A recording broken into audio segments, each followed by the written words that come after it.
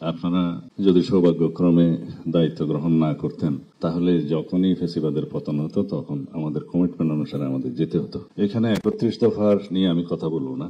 আপনাদের এমন কোন সংস্কার নেই যেটা 31 দফার সাথে খুব একটা ম্যাচ করে নেই, তেমন না। তবে এর বাইরে আপনারা অনেক বেশি সংস্কার নিয়ে প্রস্তাব দিয়েছেন এবং যে সংস্কার প্রস্তাবগুলো নিয়ে আমরা 3 দিন আলাপ করেছি অবিরত, বিশেষ করে আমাদের দলের পক্ষ থেকে। এর আগে লিখিতভাবে জবাব দিয়েছি। আপনাদের সংক্ষিপ্ত ভার্সনের যেটা আপনারা স্প্রেডশিট বলেন সেটার সাথে আমরা খুব একটা একমত হইনি, যেহেতু এখানে বিভ্রান্তি সৃষ্টি হয়েছিল কিছু। তো যেভাবে আমরা জবাব দিয়েছি ওখান থেকে আপনারা কম্পাইল করে আমাদেরকে জানাতে পারতেন যে এগুলো সবগুলো এই প্রভিশন গুলো আমরা একমত হতে পেরেছি বা অধিকাংশ দল একমত হয়েছে বা একমত হয়েছে। এখন জানি না আপনারা কি কি চিহ্নিত করে পরবর্তীতে কথা বলবেন। এমনিতে আলাপ আলোচনা জানতে পেরেছি কিছুটা আপনারা আইডেন্টিফাইড করেছেন যে মেজর ইস্যুস গুলো নিয়ে আপনারা আলোচনা করবেন, কিন্তু আমরা যেন একটা বিষয়ে একমত হই যে let us agree to disagree on certain points, major issues যেগুলো কখনোই হয়তো সবাই একমত হতে পারবেন না। যাই হোক, সংস্কার নিয়ে আর বেশি কথা বলবো না, বললে রিয়াজ ভাই কষ্ট পাবে। দ্বিতীয় হচ্ছে, আমি এখানে প্রশংসা করতে আসিনি, আমরা এখানে আলোচনা করতে এসেছি।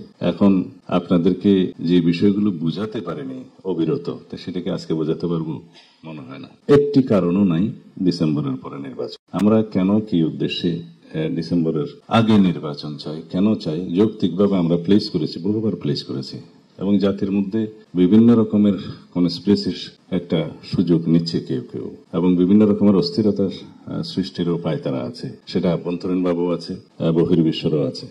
অনেকে বক্তব্য রেখেছেন যে পার্শ্ববর্তী একটা দেশ নির্বাচন চায়, ওরা নির্বাচন চায় না বলে কি আমরা অনির্দিষ্টকাল নির্বাচন চাইবো না? তারা কেন নির্বাচন চায় সেটা তারা জানে। তারা বলছে তারা ইনক্লুসিভ নির্বাচন চাই। তা আপনারা তো কাউকে কাউকে এক্সক্লুড করে দিয়েছেন, সুতরাং বোঝাই যায় তারা কি বলছে। কিন্তু যদি ইউরোপ আমেরিকা নির্বাচন চায় তখন তো আপনারা কিছু বলেন না, এবং দেশের অভ্যন্তরে এবং বাইরে বহু বিবৃতি আছে নির্বাচনে মানে চাওয়ার ব্যাপারে। তো সেই জন্য আমরা আমাদের দলের পক্ষ থেকে, আমাদের সমমনা রাজনৈতিক দলের পক্ষ থেকে, আমাদের সাথে যারা আন্দোলন সংগ্রামে ফ্যাসিবাদ বিরোধী যুক্ত ছিল সেই আন্দোলনে, তাদের সবার পক্ষ থেকে আমরা বলেছি। কিন্তু দুঃখজনকভাবে মাননীয় প্রধান উপদেষ্টা যেটা বলেছেন যে একটি মাত্র দল শুধু ডিসেম্বরের ভিতরে নির্বাচন চায়, ক্ষমা করবেন, এই বক্তব্য বোধহয় আমাদেরকে আহত করেছে। তো যাই হোক, আমরা সংস্কারের কথা বললে আমাদের মাননীয় আইন উপদেষ্টা বলেই দিয়েছেন যে আইন মন্ত্রণালয়ের সংস্কার প্রায় শেষ, বাকিগুলো চলমান। শুধু ওখানে একটি বিষয় আছে, কনস্টিটিউশনালিটি দেখা হয় নাই। প্রথম যে আইনটা অধ্যাদেশটার কথা প্রথমে যেটা আপনি বললেন যে জাজেস রিক্রুটমেন্ট অর্ডিন্যান্স বোধহয় 2025 যেটা হয়েছে, এখানে এমনকি যে জাজেস রিক্রুটমেন্ট কাউন্সিল যেটা ফরমেশন হয়েছে সেটার কনস্টিটিউশনালিটি নাই। এই অধ্যাদেশটা চ্যালেঞ্জড হয়েছে এবং সেই রিটটা কোন রকম একটা অবজারভেশন দিয়ে ডিসপোজ অফ করা হয়েছে।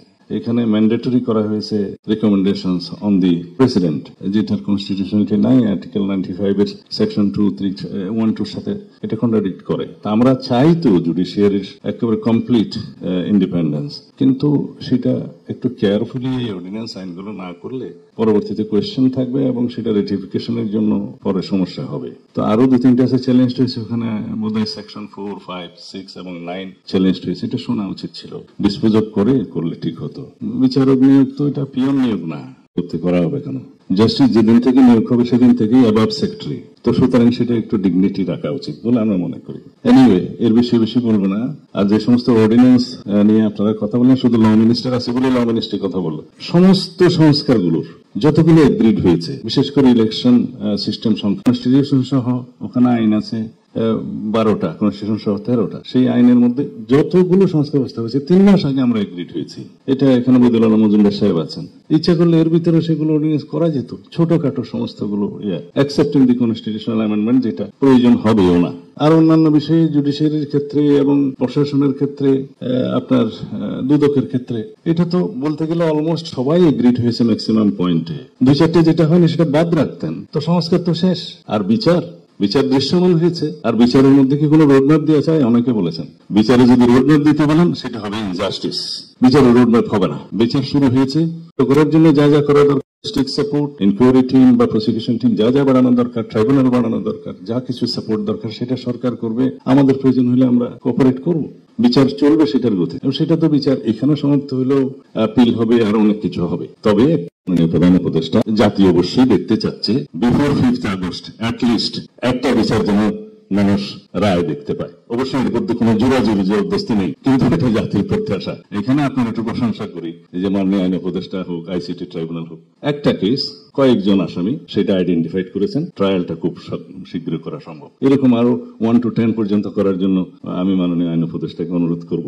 এগুলো প্রায়োরিটি, বাকিগুলো হবে। আমি কালকে ওখানে নিজেই মামলা করতে যাব। আমার বিরুদ্ধে খুব কমপ্লেন উঠেছে আমি নাকি মামলা করছি, নাকের মধ্যে রহস্য আছে, সেজন্য কালকে যাব মামলা করতে। যাই হোক, সেগুলো পরে করলেও হবে। প্রায়োরিটি হচ্ছে এগুলো, মানুষ দেখতে চায়, জাতি দেখতে চায়। এবং আমরা যে কালকে দেখলাম সেটার প্রশংসা করি, যে এইভাবেই যেন ট্রান্সপারেন্টলি পুরো জাতি ওপেন কোর্ট ট্রায়াল দেখতে পায়। এনিওয়ে, মাননীয় প্রধান উপদেষ্টা, আমাদের উপরে আপনি মনক্ষুণ্ণ হবেন না।